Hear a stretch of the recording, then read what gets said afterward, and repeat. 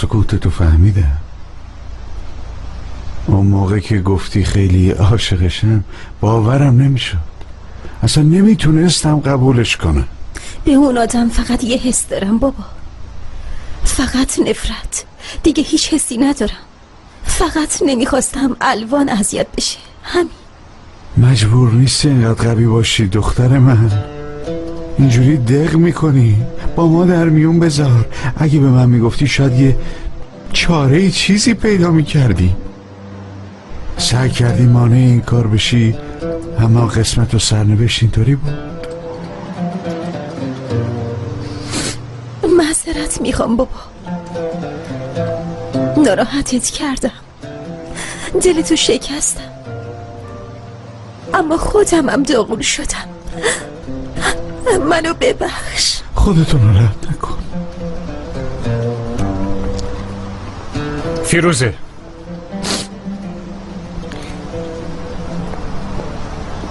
پاسپورت منتظر برای شهادت بود. الوان چی؟ سرهات پیششه، منتظر قاضی هم. ارتان ازش شکایت کرده. چی؟ یعنی چی؟ راست میگم، اون لوش داده. گفته شب حادثه با کوسن یاسینو خفه کرده. فکر کنم فهمیده با هم سعی کردیم بندازیمش زندان. فیروزه جوان، بیا یکم صحبت کنیم.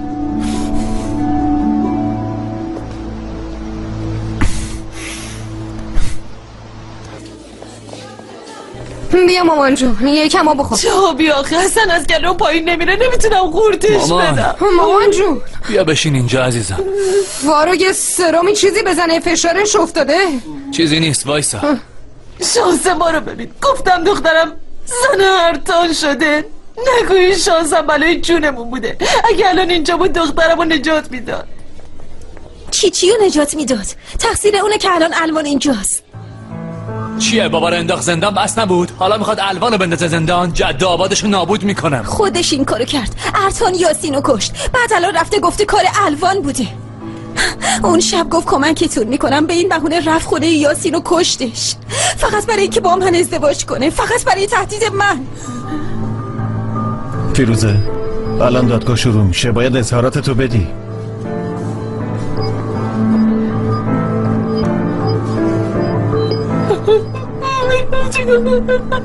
عجب اتفاقایی افتاده فاروق. دیدی؟ بهت گفتم که این ارتان عجیبه، یه جوری نگات میکنه که انگار میخواد بکشتت. به خاطر سندی که بهت داد میخواستی خودتو از پشت بوم پرت کنی. ببن فکتو. اگه سوالم سخته مجبور نیستی جوابمو بدی، چون جوابمو گرفتم. آره، من بودم، خودم بودم. تو اون موقع اشک دختر منو در آوردی، قلبشو زخمی کردی، خیلی ناراحتش کردی. اما حالا که برگشتی باعث خوشحالی چشماش و امید توی دلش باش. دیگه ناراحتش نکن، وگرنه منم ناراحتت میکنم.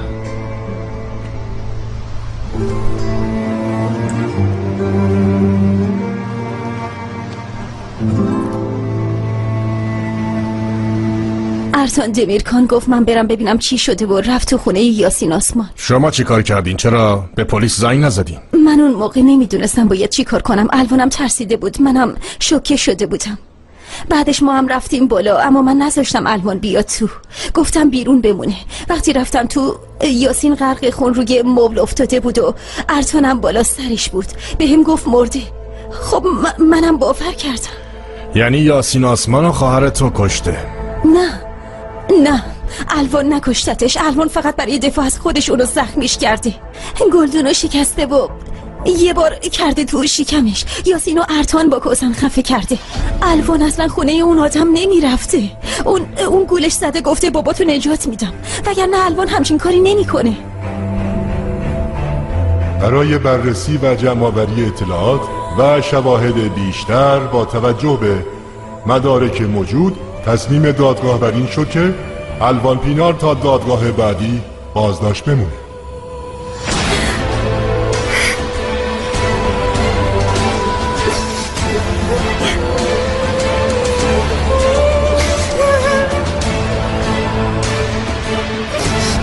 الوان نگران نباش، نترس، خودم حلش میکنم. باشه نترس.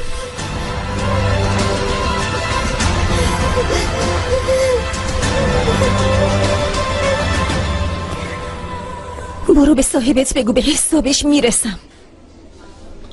فردا ارکان دمیرکانو برای شهادت احضار کنید.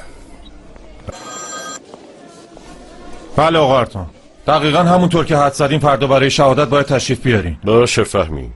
نقشه رو طوری بکش که بعد از دادگاه قضیه حل شه. دیگه طاقت ندارم اینجا بمونم.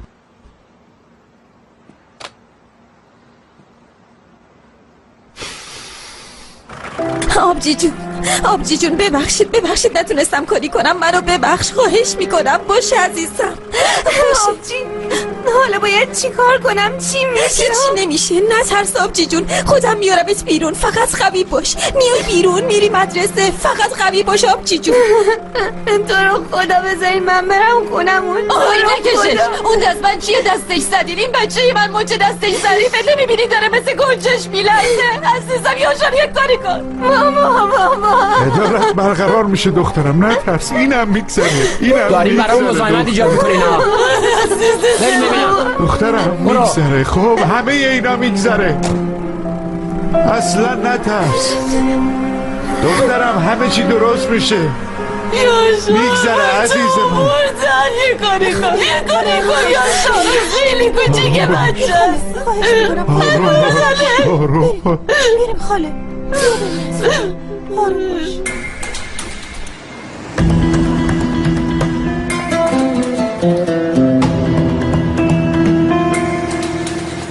فیروز کجا؟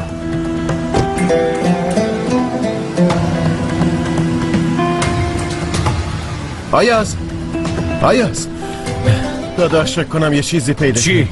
شبی که یاسین مرده یکی به 155 زنگ زده، خواسته آدرس بگه، پشیمون شده، قطع کرده. یعنی یه شاهد هستش داداش، یکی دیده.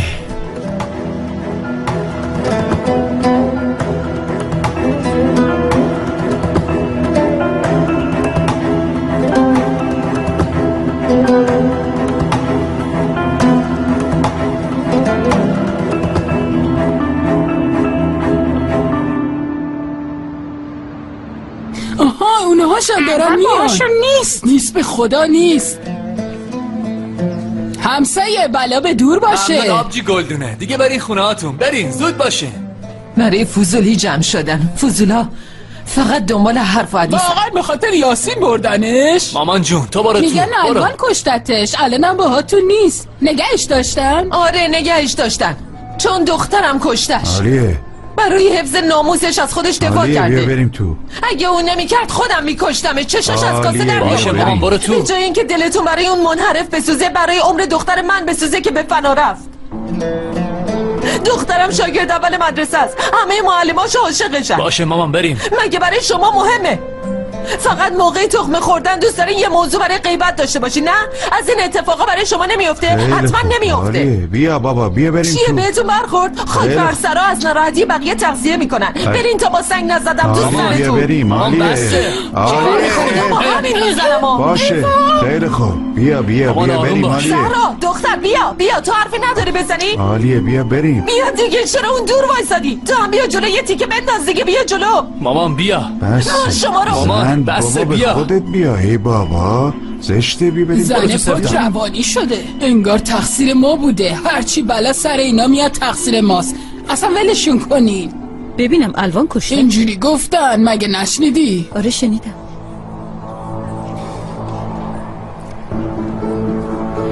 آره بیاین بریم.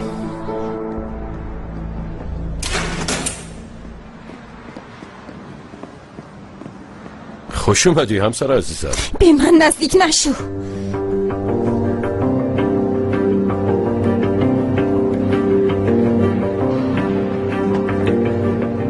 انگار خواهرتو گرفتن. راستش فکر کردم با آیاز میای. آخه همکارا شریکته. از کی داری گولم میزنی فیروزه؟ بگو ببینم از کی؟ نیومدم اینجا جواب سوالی مسخره تو رو بدم. یاسینو تو کشتی، میدونم.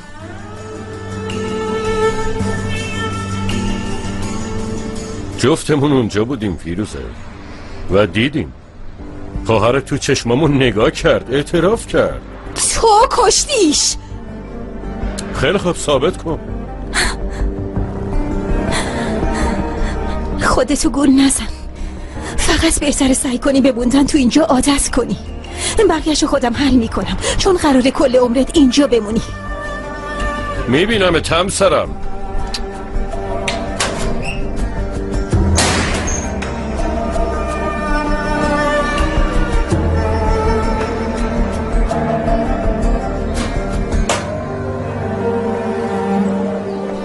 فیروزه، چرا بهم نگفتی تا برسونمت؟ ببخشید، از عصبانیت نمیتونستم چیکار کنم. متوجه شدم. اومدم اینجا هرچی از دهنم در میاد بهش بگم، عصبانیتم با سرش خالی کنم، اما هیچ کاری نکردم. نمیدونم چرا نشد که بگم. یه خبر خوب دارم. شبی که یاسین مرده یکی زنگ زده به پلیس، بعدش از ترس گوشیو قطع کرده. یعنی یه شاهد داریم؟ آره، از هم محلیاتون. زود باش منو ببر اونجا، زود باش.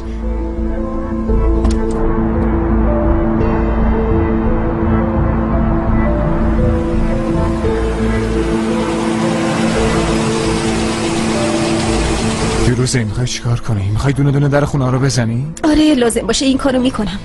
شاید این آخرین شانسمون باشه. من باید بفهمم کیه و چی دیده. اگه بفهمم شاید بتونم از این طریق الوانو بیارم بیرون. مطمئنی کمک نمیخوای؟ مطمئنم. یعنی بعد از صحبت‌های امروز تو و بابام منتظرم ببینم به من چی میگه. بابات خیلی دوستت داره فیروزه.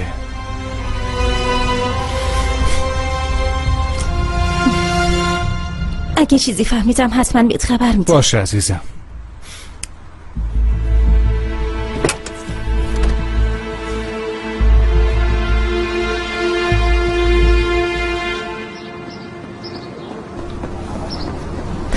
روز بخیر فیروزه. میگن الوان دستگیر شده، راسته؟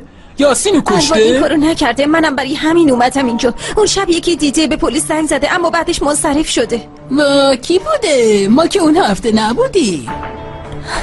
ببینید پای زندگی خواهرم در میونه، خواهش میکنم. دخترم میگن رفته خونش با گلدون زده کشتتش. آبجی جون، الوان این کارو نکرده. اون برای دفاع از خودش فقط یاسینو زخمی کرده.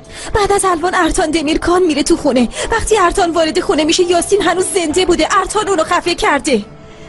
ببینید یکیتون این جریانو دیده. خواهش میکنم هر کی که هست بیاد با من بریم شهادت بدیم. خواهش میکنم.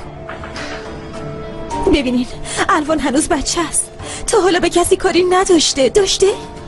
توی این سالا مثل خواهر بزرگ به بچه هاتون درس نداده؟ به خونه هاتون رفت و آمد نداشته؟ تو اون مدت اشتباهی ازش سر زده؟ نه به خدا، الوان مثل دست گله. خدا شاهد مثل فرشته هاست. اون فرشته امشب باید جایی بخوابه که اصلا نمیدونه چیه. تو زندان.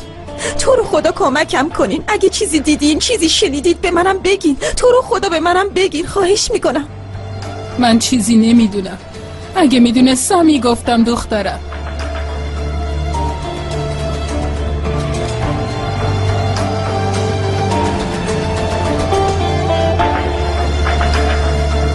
فیروزه، خیلی ناراحت شدم. الوان دختر خوبیه. ممنونم آبجی زهرا. اگه واقعا ناراحتی بیا کمکمون کن. میخوام با داداشم خونه به خونه بگردم تا اونی که به پلیس زنگ زده رو پیدا کنم. تو هم بیا. من چی؟ من دیدم. آبجی زهرا چی داری میگی؟ من به پلیس زنگ زدم اما بعدش ترسیدم.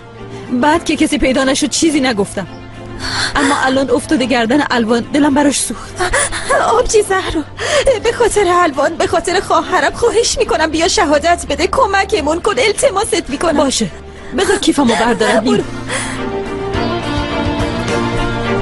برین کنار دخترو، برین کنار.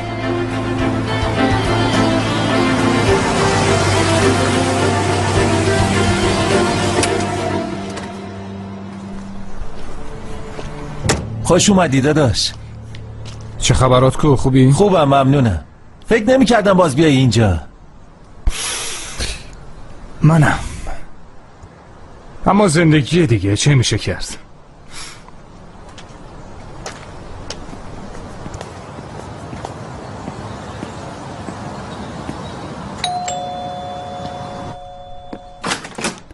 خوش اومدین آقا آیاس. سلام.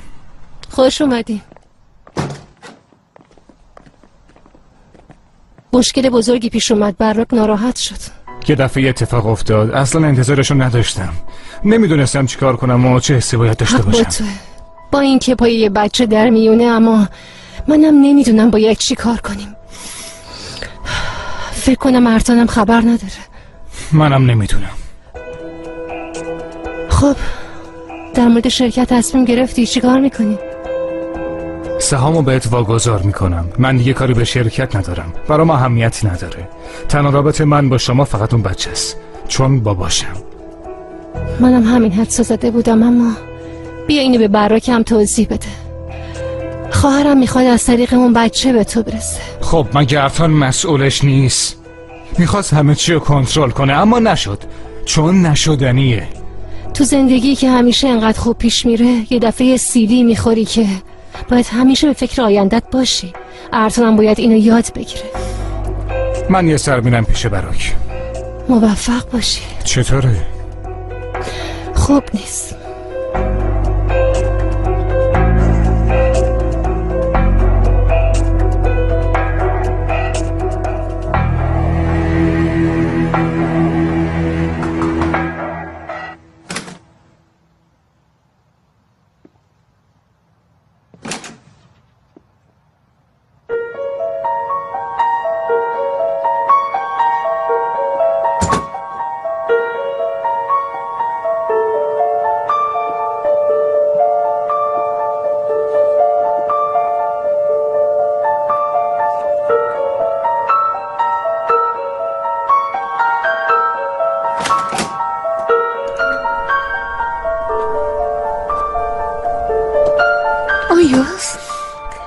براک حالت خوبه؟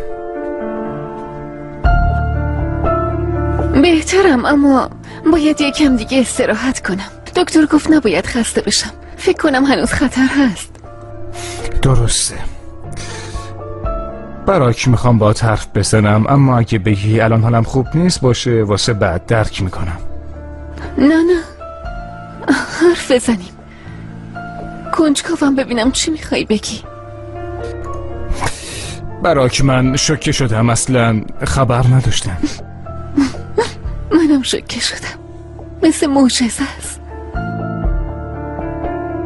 معجزه ما. بابا شدن یکی از قشنگترین آرزوهامه.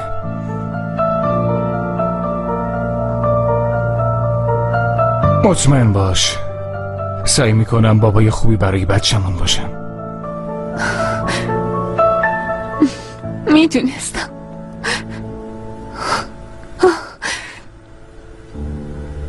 میدونستم. فقط همین. یعنی چی؟ نمیتونیم ازدواج کنیم.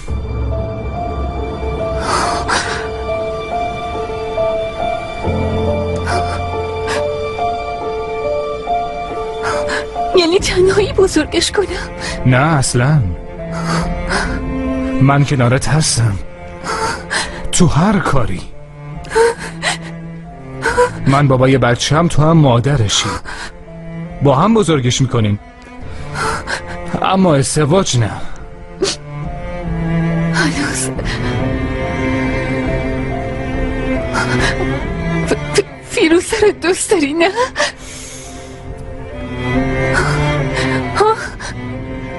آره. حالا که قراره تو این مسیر هم قدم شیم، بذار رو راست باشیم. نه. باید صادق باشیم. برو بیرون. براک گفتم برو بیرون. برو بیرون.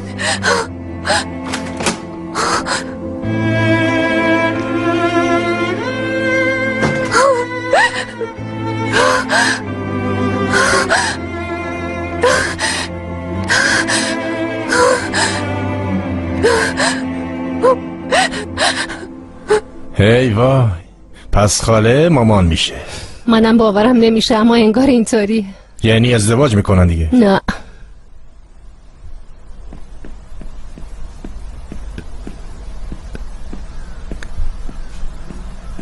چی شد؟ توضیح دادم، با هم حرف زدیم. به مرور درک میکنم. مهوش، من باید با فیلی صحبت کنم اما در دسترس نیست. بر اساس مامانم داغون شده. براک حالش خوب نیست. بهتره یه سری بری پیشش. باشه تو برو. خداحافظ. خداحافظ.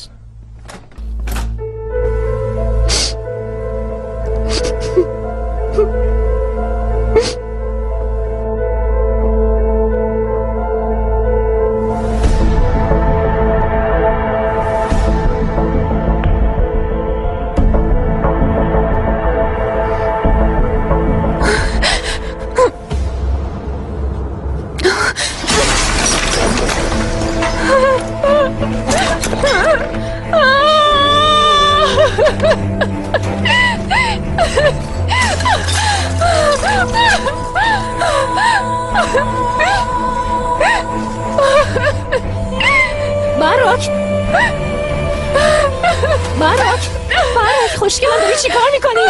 چی کار داری میکنی؟ خودتو کنترل کن. برو بیرون. آروم باش. به خودت آسیب میرسونی همه بچه‌ت. آروم باش. اون بچه رو نمیخواد. چرا میخوادش کن براش بیاری میکنه. ببین خواهر عزیزم خودتو کنترل کن. آروم باش. اون بچه رو میخواد. اون فیروزه آسیب میرسونی.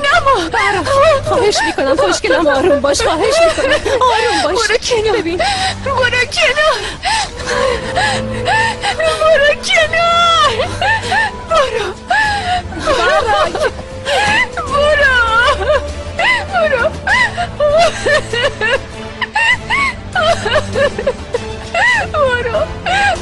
برو نخواست. برو انتخاب نکرد.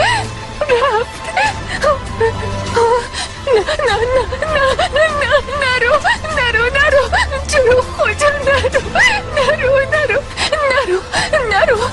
نرو تو رو خدا. اون شب رفته بودیم خونه مادر شوهرم اینا. خونهشون روبروی خونه یاسینه. سر کارم بهم یه گل ارکیده داده بودن. مادر شوهرم گفته بود بده من مراقبش باشم. یکی از شاخه‌ها شکوفه کرده بود. جلوی پنجره بود. گفتم ازش فیلم بگیرم. همه از این کارا میکنه. اون موقع تونستی ببینیش؟ آره. نگاه کردم دیدم یکی خونه یاسینه. با دقت نگاه کردم. دیدم ارکان دمیرکانه. گفتم اون اونجا چی کار داره؟ چی کار میکنه؟ راستش صبح یه برنامه دیدم که نشون میداد چه بلایی سر بقیه آورده. به خاطر همینم به فیل گرفتن ادامه دادم. بعدش میدونی چی دیدم؟ ارتان دمیرکان یه کوسن کوچیک برداشت و گذاشت رو صورت یاسین. همینطور خشکم زده بود. چرا به پلیس نگفتی؟ زودی زنگ زدم اما بعدش ترسیدم قطع کردم. گوشیم خیلی داغونه. اگه باور نمی کنید ببینید همش اینجاست.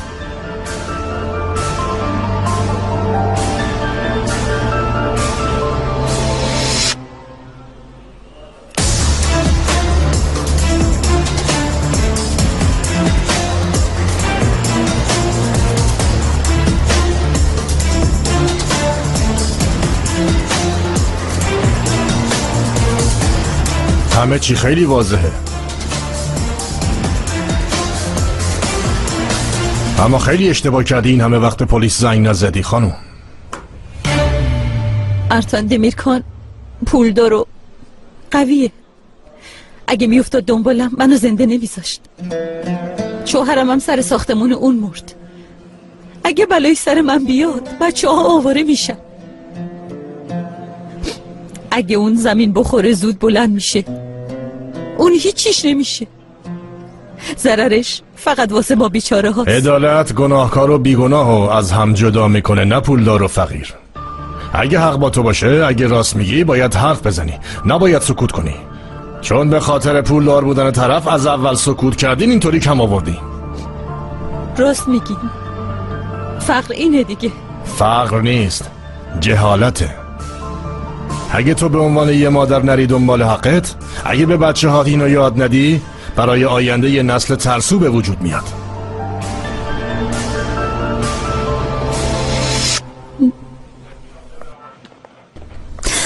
چقدر طول کشید. نتیجهش مهمه فیروزه، به اون فکر کن. نه ترس الوان نجات پیدا میکنه، ازش فیلم گرفته دیگه، مدرک از این بهتر. آبجی زهرا چی کار کردی؟ چی شد؟ مو به مو تعریف کردم، گوشیم هم نشونشون داد. جناب بازپرس، وضعیت الوان پینار چی میشه؟ آزاد میشه. میگم کارایی لازم رو انجام بده. خدا ازت راضی باشه. به لطف تو خواهرم آزاد میشه. وقتی خواهری مثل تو داره باید آزاد. کاش زودتر این کارو میکرد. با پلیس حرف میزدم. کاش مثل تو نترس بودم فیروزه. خیلی به تهمت زدم، منو ببخش. حلالم کن. حلالت کردم. از این جریان یه درس گرفتم. دیدم اگه ترسو باشی اسیر میشی، نه ترس باشی آزادی. ایشالله آیشم مثل تو میشه.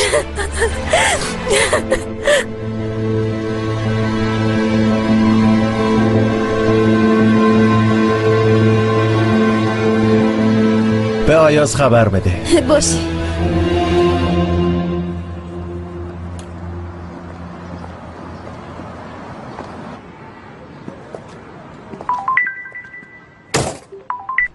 چیکار کردی فیروزه؟ آیاز پیداش کردیم. شاهد آبجی زهرا بود، اومد شهادت داد. الوانو آزاد میکنن. خواهرم نجات پیدا کرد. خدا رو شکر. خیلی خوشحال شدم فیروزه. حتما الان اون چشمای آبی داره مثل مروارید اشک میریزه. اشک شغلن. از کجا میدونی؟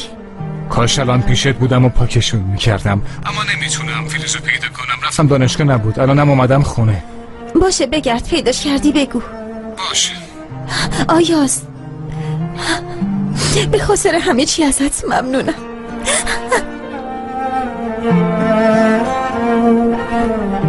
دوست دارم. منم.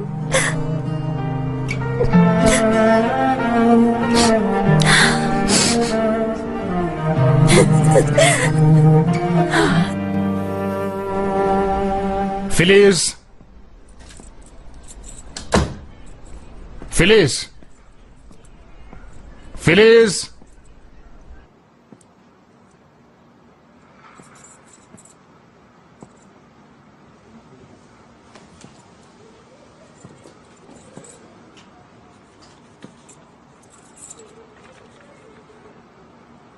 داداش، من تصمیممو گرفتم. با داداش مت زندگی میکنم. همه یه چیزایی که تا الان ازمون مخفی کرده بودی و فهمیدم. از اون به بعد پیش اون میمونم. خداحافظ.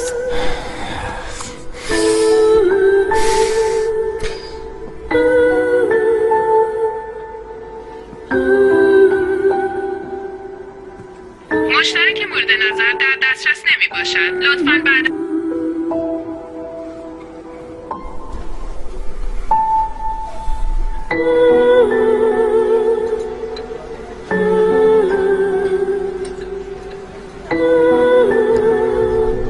از این که میخوای بیای پیش من پشیمونی؟ نیستم، اما دوست نداشتم اینطوری بشه و دوباره از هم جدا بشیم.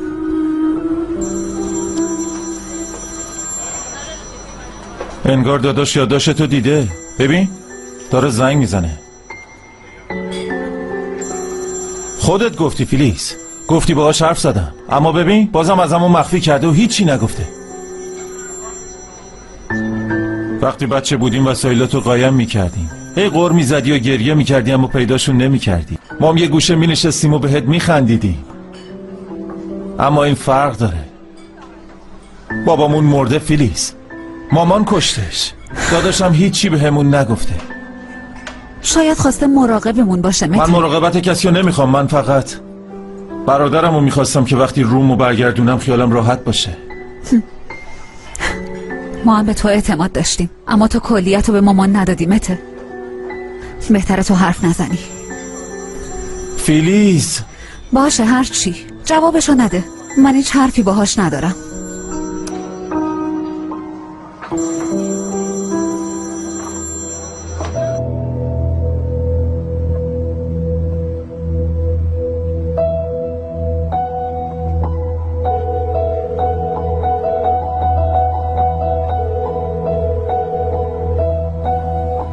بله آقا عیاس. بانو خانم میدونی مته کجاست؟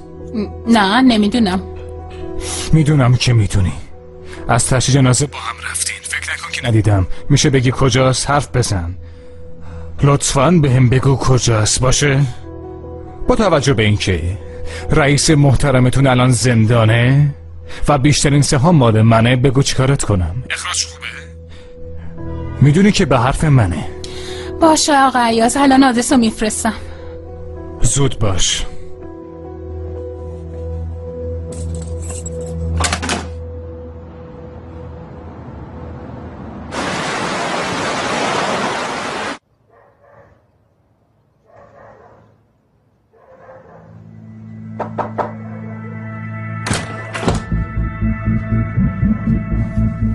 براک خوبی؟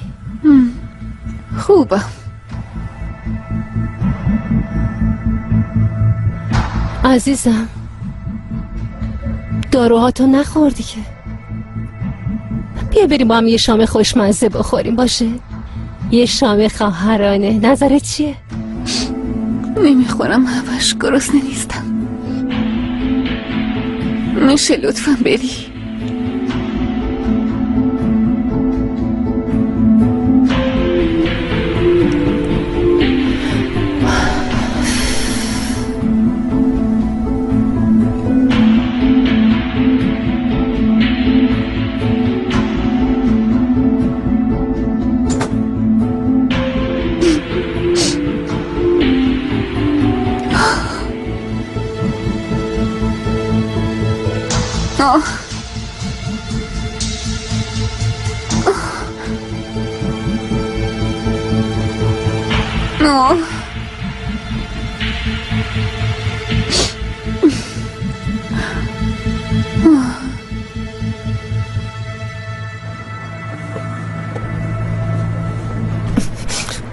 مادر شوهر جون نمیشد اینو با سینی نیاری. خب خیلی داغه بابا، دستم سوخت. این از جهنم گرمتر نیست. عادت کن.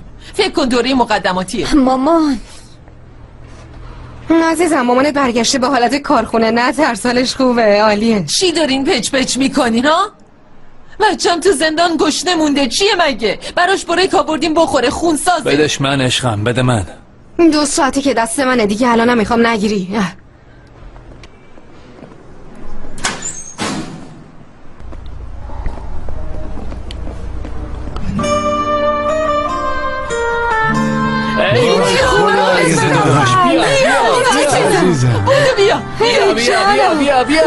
بیا دختر بیا شکرت. آبجی جونم، آبجی. همه چی تموم شد عزیزم، تموم شد عزیزم. خوش اومدی. فسخه. دیدی تموم شد. بچه زرنگ. دیدی؟ خدایا شکرت. بیا اینجا دخترم، بیا ببینم اونجا چی کار کردی. آی دختر صورت سنجابی. بیا عزیز دل من،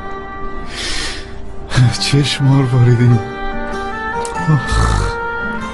هلو قرمزی، بیا اینجا ببینم. بیا دیوونه شدیم از نگرانی. بریم کنار منم بغلش کنم.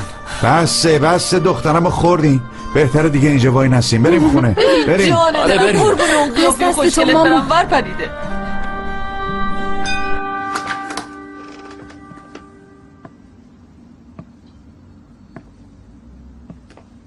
داداش چرا اومدی؟ اینجا چی کار میکنی؟ باید صحبت کنیم. برین تو.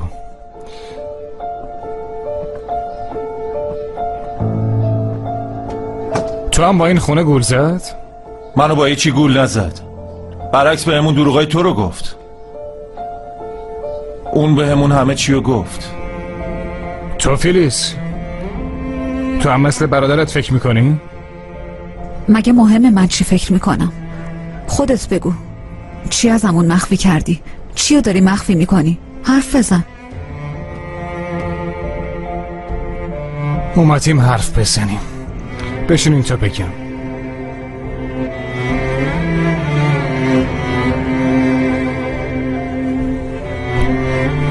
اون شب که بابا بهت حمله کرد، مامان برای دفاع از تو ناخواسته بابا رو کشت. من از ارتان کمک خواستم، نمیتونستم بگم، مجبور بودیم ازتون پنهون کنیم. مگه میشد گفت؟ کمکم کرد. در ازاش ازم خواست با براک نامزد بشم. نامزد کردم. اینو به مامان نگفتم، دلم نیومد بگم. مامان نمیدونست در ازای کمک با براک نامزد کردم. مامان چرا درمانش رو ول کرد؟ چون فهمید، تو چشمام نگاه کرد و فهمید براکو دوست ندارم. فهمید قلبم مال یکی دیگه است. همه چیو فهمید. من فقط یه چیز میخواستم، که با هم باشیم، آرامش داشته باشیم، کسی به خانوادمون ناسیب نرسونه. همینو فقط میخواستم. اون کسی که اینجا رو بهتون داده، ارتان، اون آدم مسبب همه چیه. مته ارتان دمیرکان دستاش خونیه. ارتانی که فرستاد بابا رو پیدا کنه و بعد فرستادش اونجا. اینو تو تشییع جنازه فهمیدم. بهش حمله کردم، نتونستم جلوی خودم رو بگیرم. یعنی دست ارتان هم به خونه مادرم آلوده است، هم به خونه پدرم. قاتل اصلیش ارتانه، نه مامان. نمیخواستم چی ازتون مخفی کنم، اما تا ارتان دستگیر نمیشد نمیتونستم چیزی بهتون بگم. بالاخره شد. ارتان دستگیر شد، الان زندانه. بگذاریم. الان سوال اینه، شما همچنان میخواین اینجا بمونین؟ میخوای با کسی که آه و نفرین مامانم پشتشه دست تو دست باشی؟ مته من بلند میشم میرم دیگه، با خودتونه. الان خانوادمون 3 نفریه. تا الان هر کاری از دستم برمی اومد براتون کردم، از این به بعدم میکنم. مهم شما این، ببینم چی کار میکنین.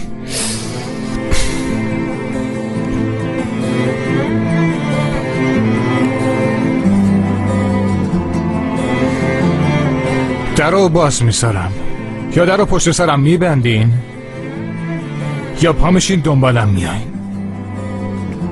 خودتون میدونین.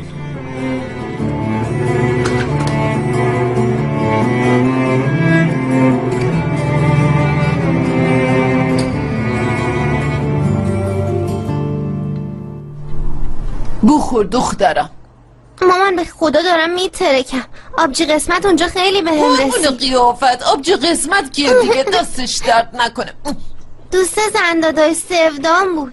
از وقتی فهمید زنداداشمه کلی هوا ما داشت. جدی؟ وای قسمت خیلی دختر خوبی بود. فکر نکنین چون دوستمه ازش تعریف میکنم. چی شد؟ سفدا زود گل شد. بعضی وقتا خیلی یهویی قدر خیلی ها رو میفهمیم مامان جون. دقیقاً. آره راست میگی. برای دخترم شیربرنج درست کردم، حتما خنک شده. مامان به خدا دارم میترکم، نمیشه فردا بخورم. پاشو برو یه دوش بگیر، زود باش. عالیه. یه لحظه ولش کن بابا. وای یا شارتا هم هی با همه چی مخالفت کن. سفدا تا هم سر پایی یه حوله برای دخترم بیار، میره دوش بگیره. من کجا سر پام؟ هی منو سر پا میبینه. پاشو فدای سر خواهر شوهرم. فراریت بدم، نظر چیه؟ خب ما رفتیم تو اتاق. موندش واسه ما. بابا جون دیگه مجبوریم، باید برکار رو تموم کنیم. بفرمایید. آبجی جونم عزیزم، تو نذاشتی حتی من یه شب اونجا بمونم. چطور میذاشتم بمونی؟ آخه چطور میذاشتم بمونی؟ عزیزم خوش اومدی. مامانمو دیدی چطوری بغلم کرد؟ دیدی چقدر بهم میرسه؟ هممون ترسیدیم الوان. خیلی روزای سختی رو گذروندی. ما داریم بزرگ میشیم، اونم کم کم دیواره‌ای بینشو میشکنه. خب خب دیگه برو بخواب، یکم استراحت کن. باشه عزیزم، بذار لباس راحتیاتو بیارم. چیزی لازم داشتی صدام کن. باشه.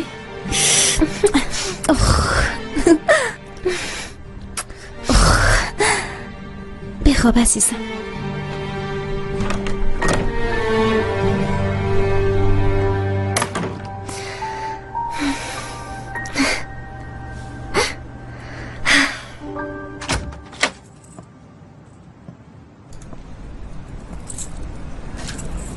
بیاین تو.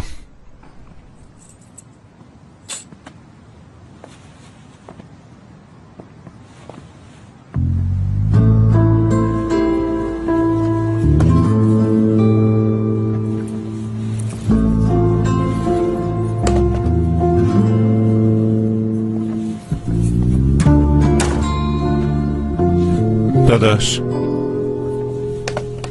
بله. میخوام یه چیزی ازت بپرسم. خب بپرس. میتونی منو ببخشی؟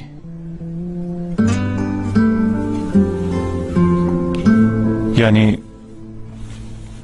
در مورد مامانم.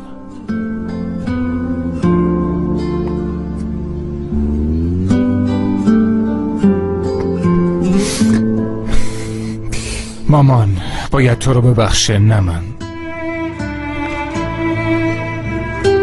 اینجوری نمیشه که. اگه مامان بود الان 2 حرف بارت میکرد. خودت هم میدونی، مامانو میشناسی. ببین منو نگاه کن. اگه از من میپرسی به نظرم مامان میبخشتت، اما مهم اینه که تو بتونی خودتو ببخشی.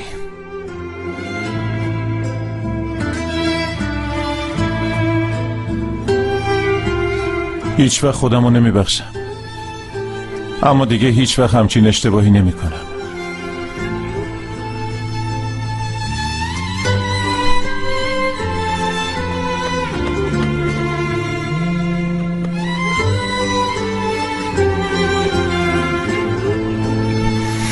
فیلیس،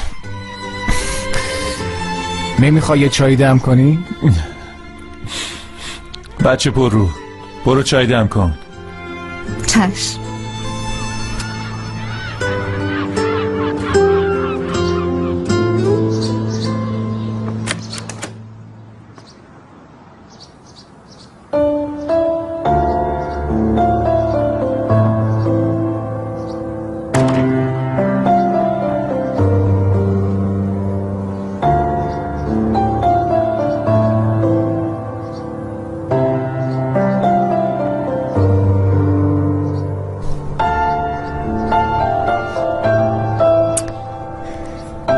شو ببینم دماغ فندقی، دیرم برات یه سحری شده. پاشو. صبح بخیر. صبح بخیر. ببین مامان پیراشکی درست کرده، تو نیایی نمیذاره کسی بهش دست بزنه، پس زود باش بیا بدو. حتی به داداش؟ حتی داداش. میگم نظر چیه منم یه سر برم زندان بیام؟ اینجوری شاید به منم برسه. چطوره؟ خدا نکنه آبجی، این چه حرفیه؟ شوخی کردم آبجی جون، شوخی کردم. باشه، آخه شوخیشم قشنگ نیست. من خیلی بد معنی شکست رو یاد گرفتم آبجی.